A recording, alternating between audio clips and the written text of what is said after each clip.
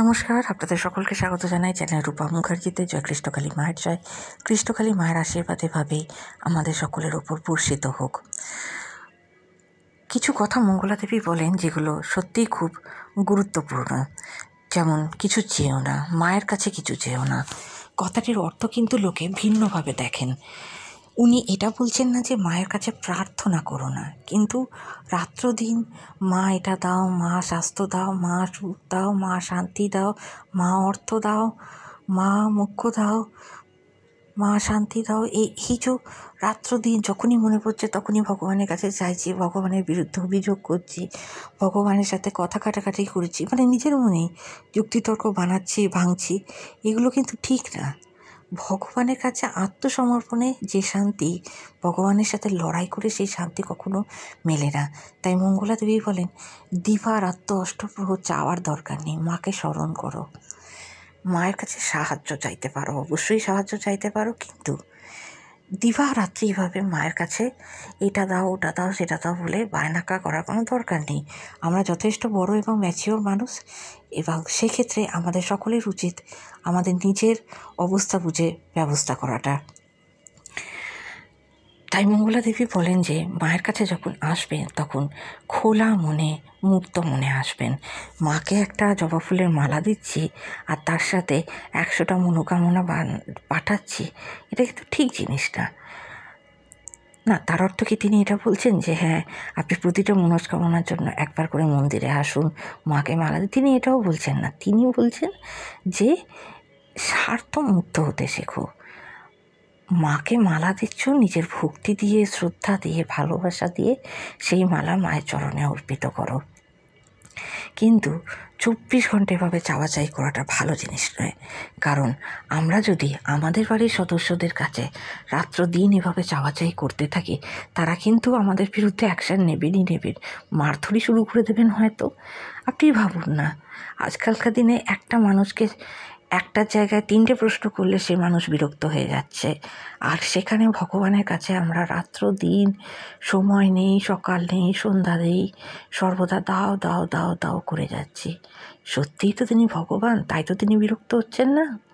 আসলে আমরা শুনে নিই এই বিষয়ে মঙ্গলা দেবী ঠিক কী বলেছেন।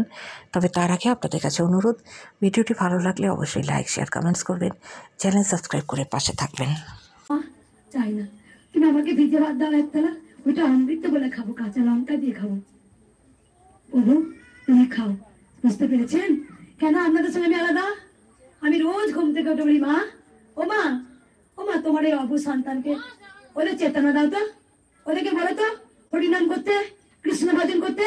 ওরা সব মুহূর্তে ঘুরছে মরিচিকা, বয়ে পড়েছে মরিচিকা। জল আছে কিন্তু জল নেই, মরিচিকা।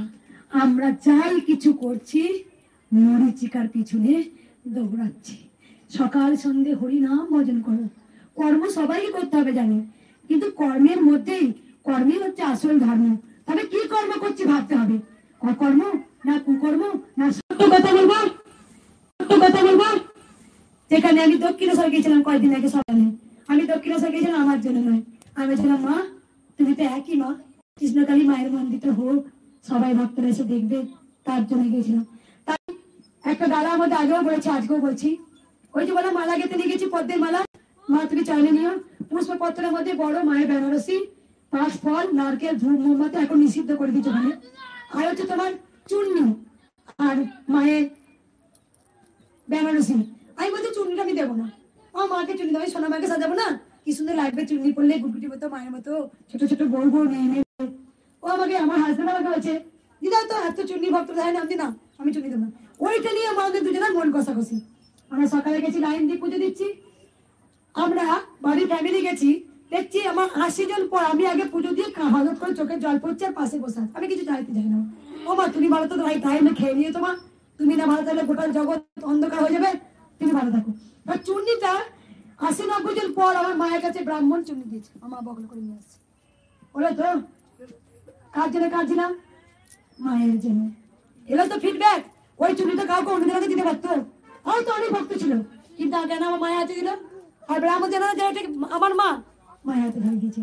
তার মানে মাকে যে বলেছিলাম মা আমি চুন্নি দিয়ে তোমার জন্য ঝগড়া করেছিলাম, আবার তুমি ফিরিয়ে দিলে।